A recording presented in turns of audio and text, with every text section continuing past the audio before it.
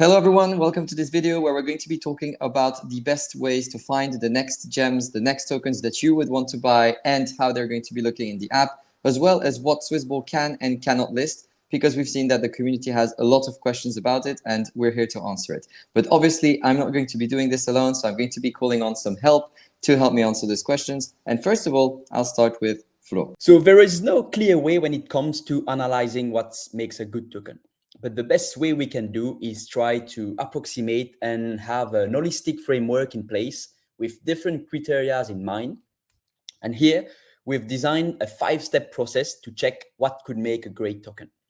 The first one, of course, is the mission, because there's no good project if the mission is not clear, compelling, makes sense, and that we have a tech that follows behind. Now, more than just a vision, we need to remember ourselves that crypto is also a game of attention. And here, whether the attention flows, money will follow. And so it pays to analyze the potential popularity of a project. Having said that, I think that the most important thing is the theme and the narrative. So in which sector does the project evolve? And then to analyze the popularity of the project, the community behind a project is also super important. And we need to make sure that it is real, organic, and not full of bot. Lastly, qualitative partnership is also a key thing, because actually we're all stronger together, and this is what makes community and the project popularity to grow. Now, another thing that is really important is to look at the team, because without a doubt, any good project requires a strong and competent team. So we want ideally a team that is experienced, well fitted to the mission, and who have two things that are really important to us, which is transparency and accountability. On another note, at the end of the day, we're going to invest in token. And so it's really important to make sure that the tokenomics are right. With that in mind, I think that the most important things to look at is to look at the incentives. Are they aligned for the founders and the project users? So here we can look at the token distribution, the vesting period. Now we can also look at the circulating supply and the upcoming unlock. We need to make sure that it is healthy, and it's not going to be a lot of unlocks that from founders that are gonna like dump into their community. And now we need a last thing, which is a strong utility, which makes sense with the business model of the project. And lastly, everything has a price, and we need to find the right price for the project that we are looking for. And so it's really important to look at the comparative analysis in the market. So is the FDV of the project healthy, in line with peer, and is the market sentiment around the project positive? Once we've gone through these 5-step processes, then we surely have identified a good project. Thank you so much, Flo, for this presentation on how to pick the best tokens. And now what we're going to find out is how and what SwissBorg can and cannot list. And to do this, I'm going to be calling up Andrei. Thank you, Flo, for giving us a wider view on what a good token means. And now let's converge a bit and see what we can actually list. Here, you know that we have a list of blockchains that we support in our app, and tokens that are ERC20, Solana, native, Near, or these tokens can be listed in the SwissBorg app. Of course, we are going to enhance and increase the number of blockchains that we support, and this list will grow for sure.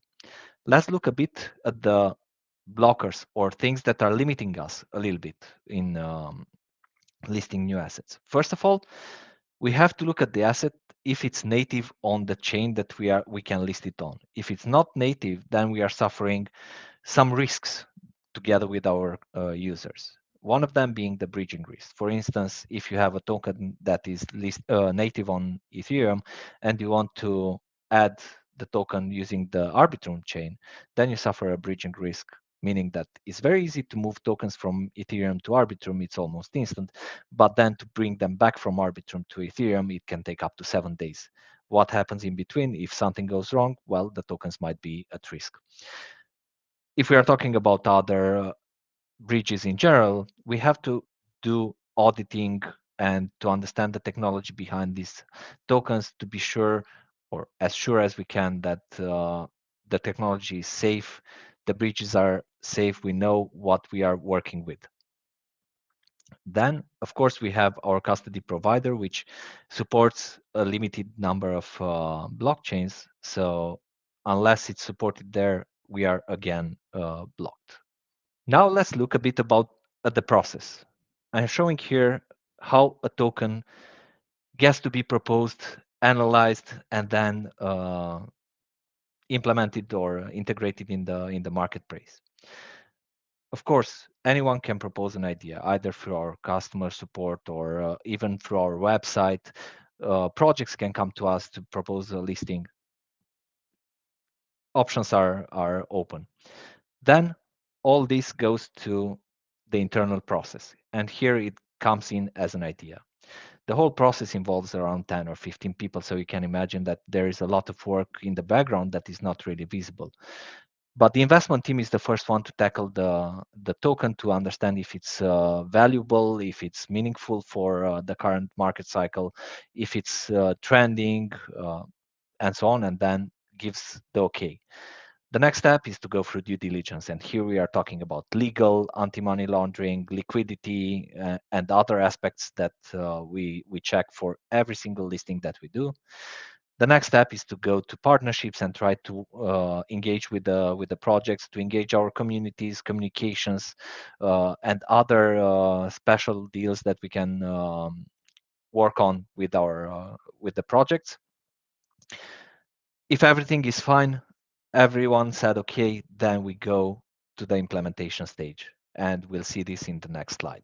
Now let's talk about the actual listing process. As you can see here, it's a huge list, a big number of steps. Every single one of them needs to be checked.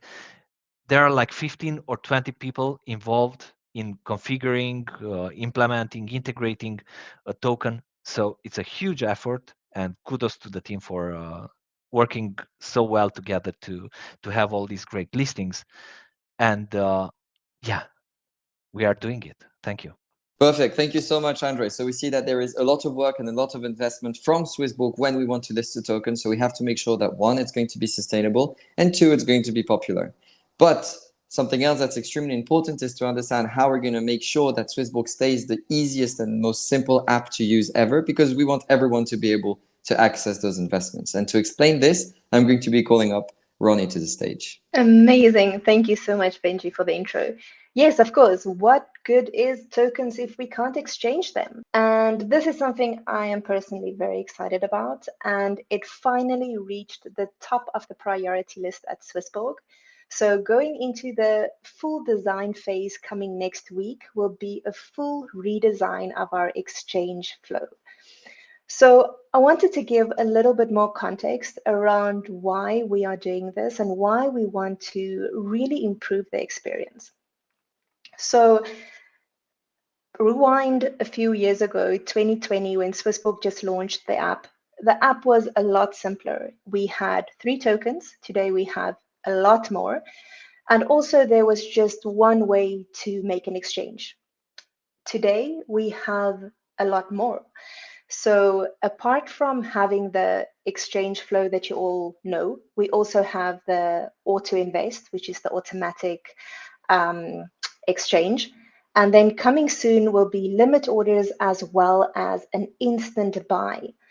So we are not only expanding on the amount of tokens that we are listing, but we're also expanding on the exchange options that users are having. So with this in mind, we really need to make sure that the process and the path that users are using to exchange these tokens is the smoothest and most fluid that it can be. So we are going to create a completely new flow that will incorporate all of these exchange options into one experience. Users will be able to skip easily from one to another, ensuring that they choose the exchange option that is most accurate to what they want at that moment. So yes, very, very excited about this epic. We're also going to focus a little bit more on a little upgrade to premium from this screen, as well as showing users a little bit better what the benefit of the smart exchange engine is. So a few tweaks as well to the flow, but something we're very, very excited about. I hope you guys are as excited as me. So thanks everyone for watching the video. I hope that it was instructive. If you have any questions, feel free to leave them in the comments. And if you liked the video, always leave a like. If you didn't, leave a comment and explain why, and also leave a like. And I hope to see you next time. Bye-bye.